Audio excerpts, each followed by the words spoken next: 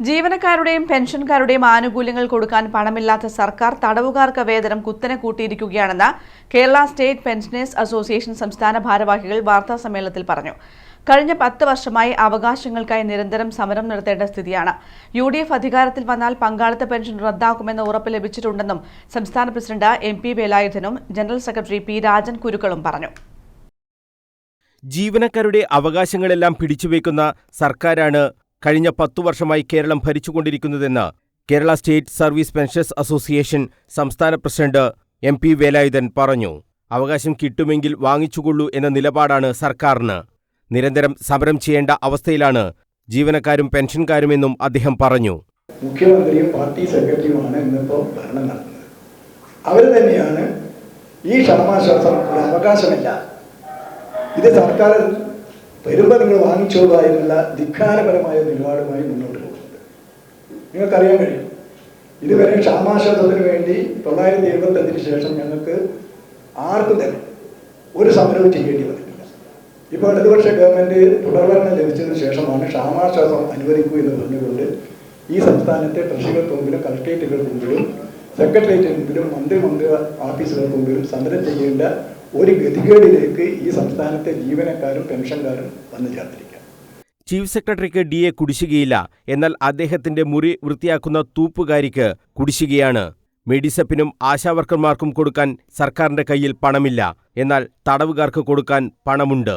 തടവുകാരിൽ ഭൂരിഭാഗവും CPM-കാർ ആയതുകൊണ്ടാണ് വേതനം വർദ്ധിപ്പിച്ചതെന്നും ഇനി അവർക്ക് പെൻഷൻ വരുമോ എന്നാണ് സംശയമെന്നും സംസ്ഥാന ജനറൽ സെക്രട്ടറി R രാജൻ കുരുക്കൾ പറഞ്ഞു. ചീഫ് സെക്രട്ടറിക്ക് DA കുടിശ്ശികയില്ല. ആ ചീഫ് സെക്രട്ടറിക്ക് രാവിലെ വന്ന് ജനലപുറം ചിലന്തിവല അടിച്ച് വെള്ളം കൊണ്ടുവയ്ക്കുന്ന തൂപ്പുകാരിക്ക് DA.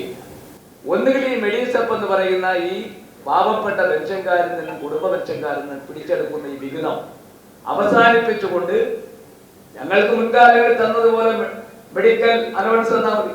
ഈ മെഡിസപ്പ് ഇത്രമാത്രം പെൻഷൻകാരെ ദ്രോഹിക്കുന്ന തരത്തിൽ നടപ്പിലാക്കിയിട്ടില്ല. മാത്രമല്ല, തടവുകാരുടെ ശമ്പളം പോലും വർദ്ധിച്ചു.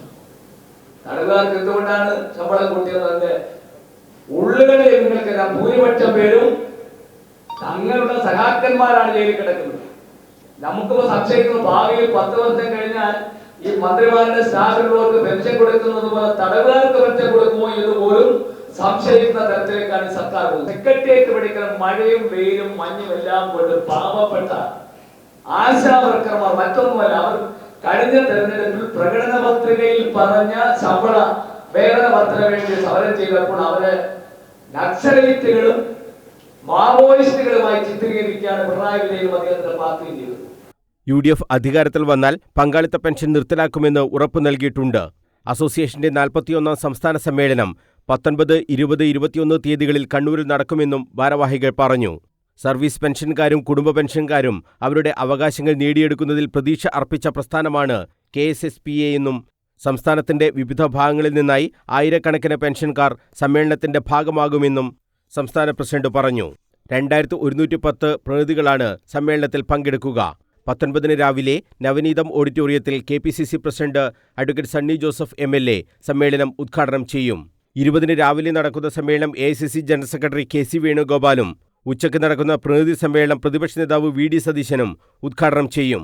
Treasurer P Gopalakrishnan Nair, vice പ്രസിഡന്റുമാരായ KV മുരളി, TV ഗംഗാധരൻ, സെക്രട്ടറിമാരായ രവീന്ദ്രൻ കോയ്യോടൻ, K രാമകൃഷ്ണൻ, സ്വാഗത സംഘം general convener K Mohanan, joint convener P Sukhadevan എന്നിവരും വാർത്താസമ്മേളനത്തിൽ സംബന്ധിച്ചു. News bureau, Kannur.